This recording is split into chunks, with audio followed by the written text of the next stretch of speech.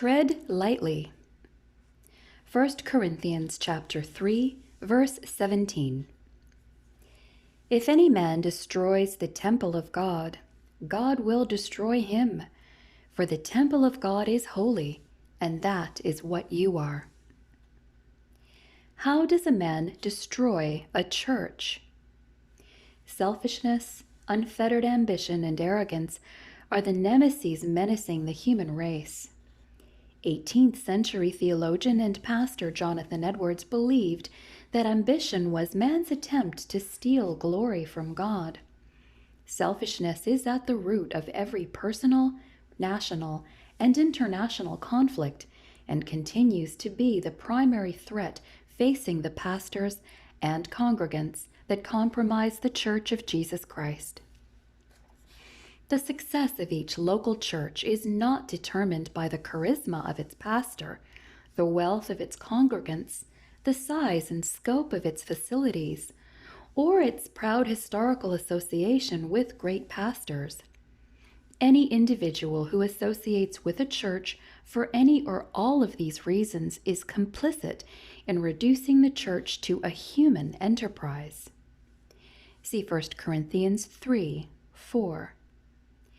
In such settings, those with a God-given opportunity to serve become opportunists, humbly, so to speak, embracing the praise and adulation of their congregants.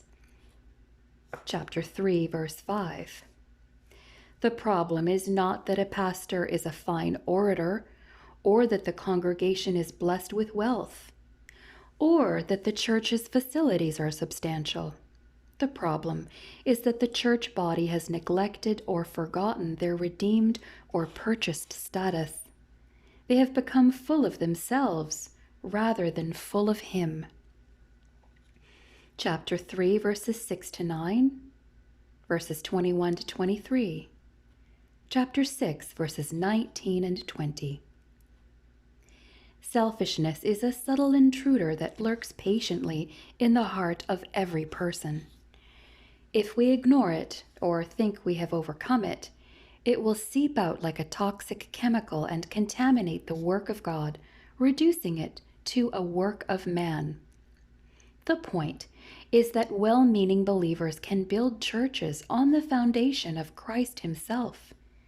See chapter 3, verses 10 and 11. And then become victims of ambition simply because they did not overcome their immaturity with thorough and deeper biblical instruction. Chapter 3, verses 1 to 3. Sadly, too many churches become shaped by cultural influences rather than by biblical or theological absolutes, especially in Europe and America, where the concept of tolerance has demonized absolutes and become hostile to truth.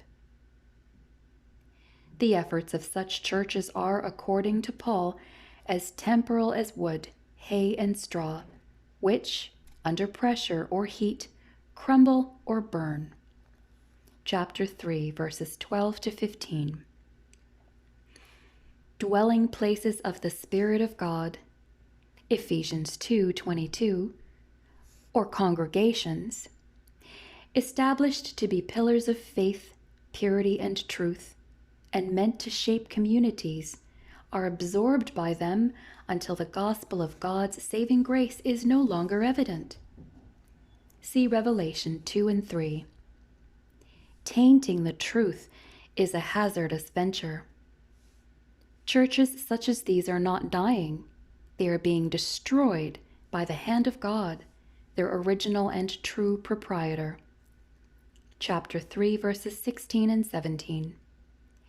A church whose centerpiece is something other than the triune of God no longer possesses the message of grace and mercy, and therefore is not of any good for the souls of humanity or the glory of God. The Church of Christ is holy, set apart from the world for the good of the world. Its only reason for existence is to focus on the life that gives life. Each believer is responsible for the preservation and presentation of the gospel of Christ for the building up of the saints. Ephesians 4, verses 11 and 12. And for the sake of those whom he has yet to bring into the fold. 2 Timothy 2:10. This is the work of gold, silver, and precious stone that glorifies God, has eternal value, and safeguards the churches.